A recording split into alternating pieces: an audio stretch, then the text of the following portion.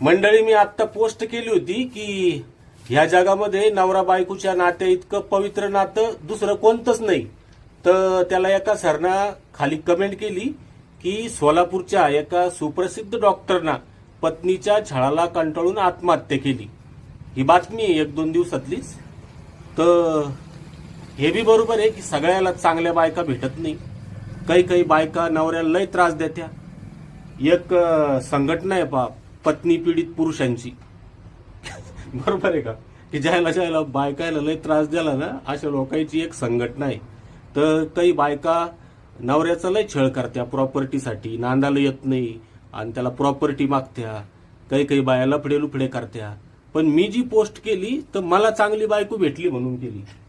ही माया प्रत्येक सुखा दुःखात सहभागी आहे आणि हिचे मायावर लय उपकार आहे. आता आम्हाला काहीतरी हे लागत होतं, काय म्हणते त्याला, शेतीला जोडधंदा लागत होता.